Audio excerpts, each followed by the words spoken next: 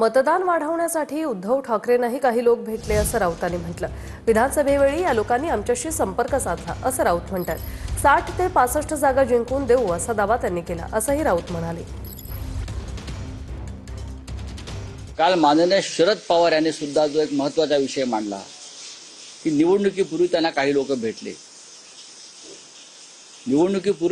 भेटले, आणि 160 जागी विजय प्राप्त करून देतो, विशिष्ट रक्कम द्या, ही त्यांच्याकडे मागणी केली। आता मी तुम्हाला काही पुढे जाऊन सांगतो, यापैकी काही लोक आम्हाला म्हणजे माननीय उद्धव ठाकरे यांनाही भेटलेले आहेत, आम्हालाही भेटलेले आहेत। आम्ही त्यांना सांगितलं की आमचा लोकशाहीवरती विश्वास आहे। उद्धवजी त्यांना म्हणाले, मी तेव्हा उपस्थित होतो, देशातलं वातावरण पाहता लोकसभा आम्ही 100% जिंकू, आणि ते खरोखर आम्ही महाराष्ट्रामध्ये ते यश प्राप्त केलं। पुन्हाच ते लोक विधानसभेला आले, तेव्हा आम्ही त्यांना सांगितलं की लोकसभेत आम्हाला प्रचंड यश प्राप्त झालेलं आहे, विधानसभेत आम्ही नक्की सत्तेवर येतो।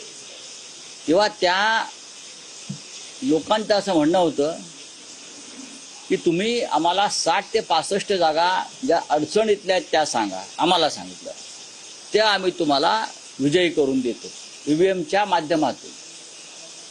आम्ही म्हटलं तशी आम्हाला आवश्यकता वाटत नाही, पण त्याने इतकंही सांगितलं तुम्हाला जरी आवश्यकता वाटत नसली तरी समोर जे सरकारमध्ये आहेत त्यांनी अशा प्रकारची योजना ईव्हीएमच्या माध्यमातून आणि मतदार याद्यांच्या माध्यमातून जे काम केलं आहे त्याच्यामुळे तुमचं अपयश आम्हाला दिसतंय, आम्ही तुम्हाला मदत करू शकतो। तरी आमचा विश्वास निवडणूक यंत्रणेवर होता, निवडणूक आयोगावर होता आणि लोकशाहीवर होता। दुर्दैवानं जे शरद पवार साहेब म्हणतात आणि जे उद्धव ठाकरे साहेबांना जी माणसं भेटली त्यांच्या बोलण्यात तथ्य असावं असं आता दिसतंय।